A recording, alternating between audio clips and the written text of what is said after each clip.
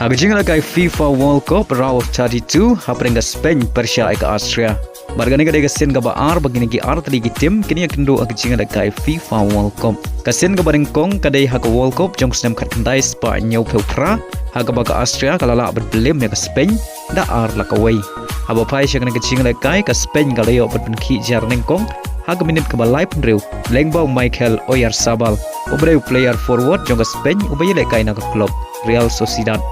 Badai labangan ke Shigol ke Spain gatam hadu bukut ke kelas step dah Shigol lanan. Haba pai parsha ke kelamin ke Spain galayok yang mentep ya ke gol ke baar. Haga menit ke ban riu peun riu. Lyngba Pedro Porro ubdeu defenders ke Spain ubai lekai nak klub Tottenham Hotspur. Bada shwa ban kut ke jingal lekai kata ke menit ke prap kundai ke Spain galayok mentep ya ke gol ke balai. Badia kena ke gol layok yang mentep Lyngba Oyarzabal. Bad kaderu ke gol ke baar ke jong haga ke jingal lekai. Badai lemang ini gilai gol ke Spain galala ban pelim ya ke Austria. Baling bagan ke jing job ke Spain gala Siewkylliang Hadien South ke Snem ya ke Austria. Hak jing lekai FIFA World Cup.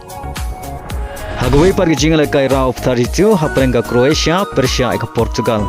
Aba pai syakna ke jing lekai ke last step ke jing lekai ke long Maria khai. Hagaba baro artli ke kian hun ki klem la bat ben ki jar nadu pasdang ke last step hadu bukut joga ke last step wala kila persyang ka tokat ne bani open ki jar Henry ki klem la ben urlong. Badai haga ke lamit kata ke menit ke basan teulai ke Croatia kala yo ben tap ya ke gol ke baningkong. Haga ne ke jing lekai Lyngba Iwan Perisic obreu forward joga Croatia baile na ke klub PSV. Henry haga menit ke ban riu pra ke Portugal kala yo ban tap ya ke gol penia khai. Lyngba ke penalti balakan jado Ronaldo. Badia ke penalti ke Portugal kala yo Lyngba ke jingerap jongka VAR.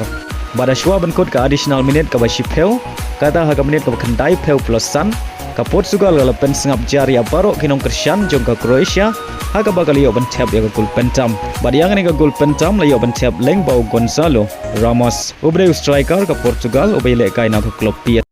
Henry Hashwa ban kut ke additional minute ke Croatia kala yo ban tap ya ke gol penia khai. Henry Snewberg nak benta ke Croatia Lyngba ke jingerap jongka VAR lasyam bagadai ke offside.